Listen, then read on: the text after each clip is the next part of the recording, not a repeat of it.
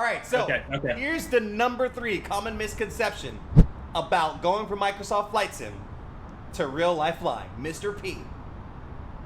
So I think it has to be that if you go from Microsoft Flight Sim and you have thousands of hours of experience, just say you have 1,000 hours of experience in the Flight Sim, that you will easily be able to go and get your pilot's license in real life. I think that is a massive misconception, because going from the Flight Sim to in real life, it's very, very different. There's definitely similarities and things that you can relate to both parties, but it's definitely not an easy task to step out of the sim into a real plane and go and get your pilot's license. It's when it's the real thing at the controls. You're a real person sitting at a real plane's controls. It's at first it's a very, very different experience, and it's not easy. And that is because there's so many different external factors that can affect you. When you're sitting at home at your desk in your simulator, if something goes wrong, you can hit the reset button. You can sort of be a little bit blasé about things and take things for granted. But when you're sitting in a real plane and it's real life and your own life is in your hands, and your instructor is putting his life or her life in your hands, then there's no mistakes. Yeah. There's not doing anything the wrong way, because the wrong way will kill you. It will cost you your life. That's it. In aviation, a great saying that I've learned through my limited experience flying in real life is that you only do things the right way, because the wrong way will kill you. It's a simple fact. It sounds brutal. That was one of the first things that my instructor told me on one of my first lessons, and I've never forgot that. So every time I'm sitting in that plane, I'm conscious that I need to do everything by the book, the right way. I need to pull the checklist out. I need to follow the checklist. I need to set the Q&H precisely. I need to do everything by the textbook, dot the I's, cross the T's, and there's no other way. I do everything. This is why I do it. This is how I do it. And it's safe. Safety is the number one priority. But in the simulator, we can take that for granted. So I think that's the number 3 misconception. Number 3 being that, hey, listen, if you don't get it 100% right, it will kill you. Absolutely right. I respect that. I think, listen, my dad owns a plane, Mr. P, okay? And I've only been up once. And this is before I became passionate about aviation. Let me tell you, I was so frightened from that experience. This is when I knew nothing about flying, okay? I was so frightened that I became obsessed with aviation. I decided I needed to know everything that happens when you're flying, because it's like there's no way that you could take a hunk of metal from one airstrip to another and land it safely, especially with everything in the way. So I 100% agree with what you say. Like, listen, in the sim, when I was learning, I could, hey, listen, that airport's not going to work. I could crash. I can pull up to a hut, no problem. But if you get it wrong in real life, you die. Absolutely right. That's right. 100%. Yeah. Before we do number 2, I just want to acknowledge what CD said here. CD said, I saw an image of some guy who sent his resume to an airline applying for his first officer job.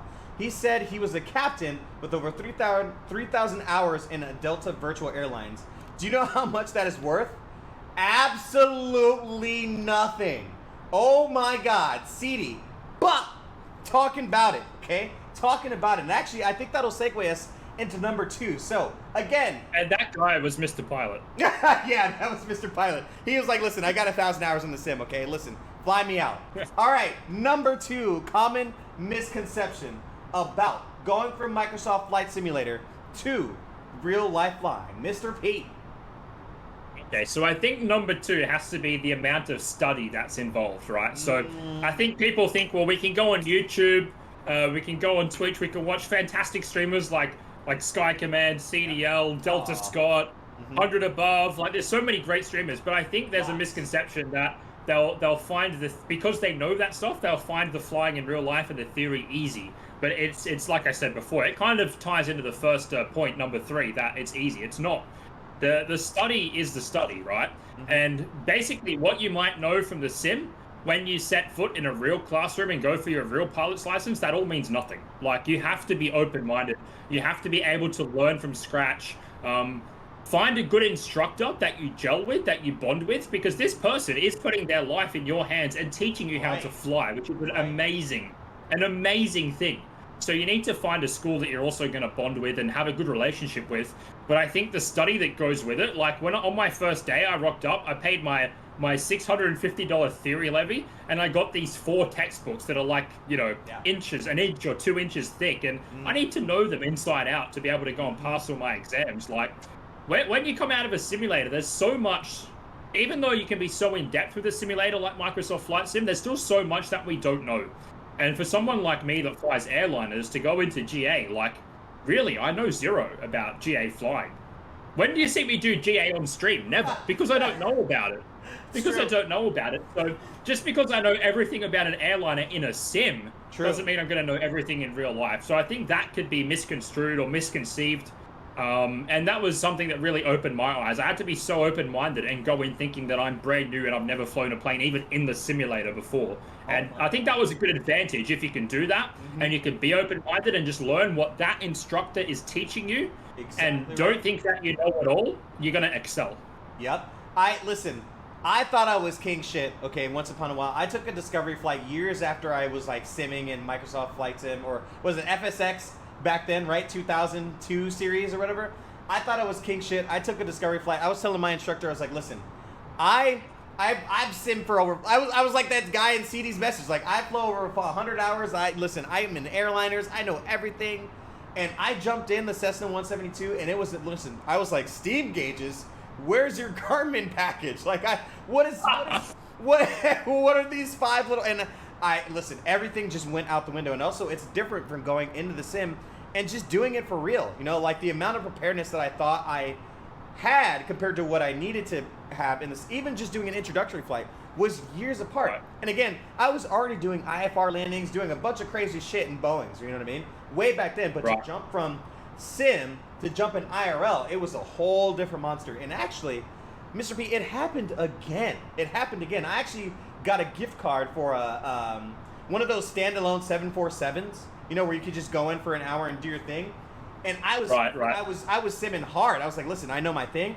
I jumped in that thing. My guy was disappointed. He just had his head down in his lap the entire time. He was like, so this is how you do the basic things. I had to go back to basics again. It was really, really, really apparent. Even just doing the sim, that was from one sim to like a full sim cockpit. That wasn't even IRL, and I was still a step behind.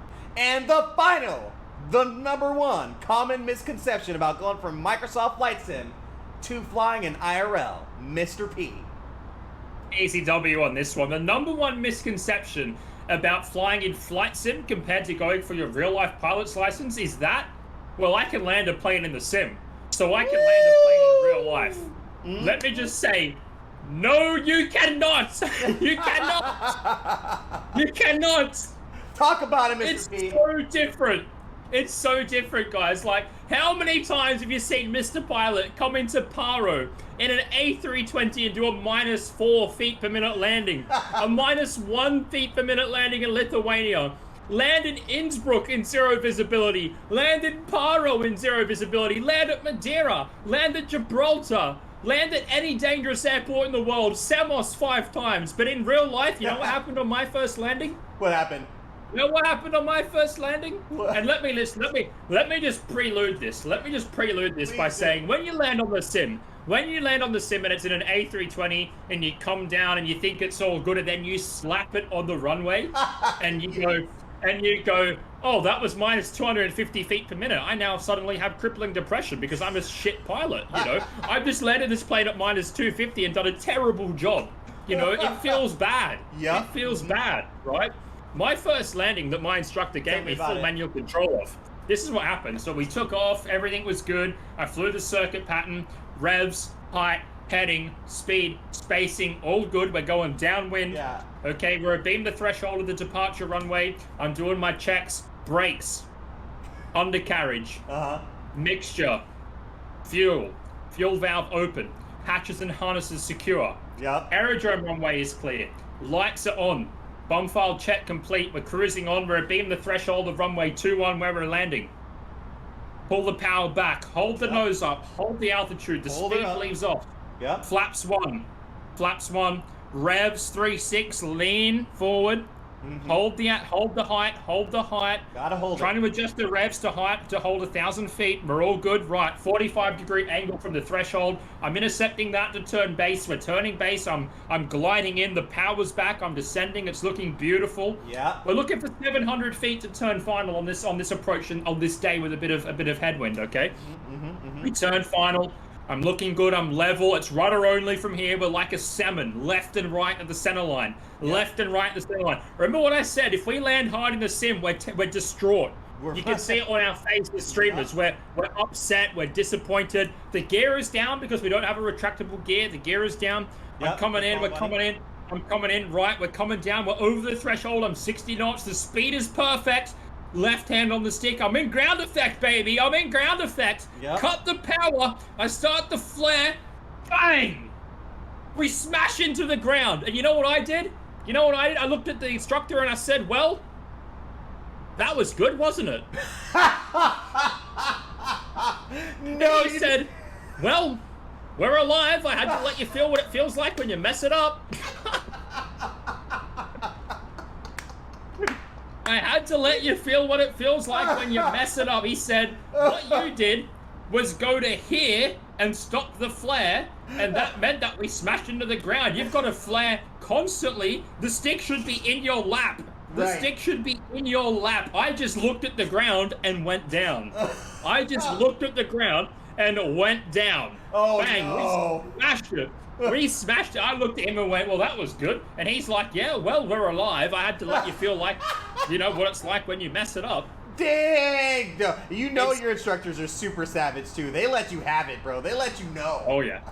My instructor is great, though. But that's the thing. Like, it's so different when you're there in real life. And the simulator is a great tool. You can feel a lot of the aspects of, like, primary and secondary effect on the flight controls in the sim. So, like, if the primary effect is roll, the secondary effect is yaw. So if you smash the aileron to the left and you start to roll, the second thing that happens, the secondary effect is the plane then starts to yaw. If the primary effect is yaw and you smash the left rudder, the secondary effect is then roll. The plane will start to roll. You'll go into a spiral. You can feel those things in the sim, but when it comes to actually executing a landing, like you really do take so much for granted in the sim. But when it's in real life, it's a very different type of feeling. You know, you have a real plane in your hands, and things do work a little bit differently. Another thing that I did is 2 or 3 lessons later, I was flying more circuit patterns, and I was getting a lot better. He was trusting me to land. He was sitting back and relaxing, you know, taking it easy. But I did this one approach where I came down and I was all good, and I started the flare, and then all of a sudden I've got the flare right, the stick is right back, I've held the attitude, I've bled the speed off, I've done a smooth touchdown, but I was like 10 meters off the center line because I forgot, I literally froze and stopped using the rudder. As soon as I was good all the way in. Then as soon as I started to flare, my brain stopped moving my feet. I stopped using the rudder, so I drifted off the center.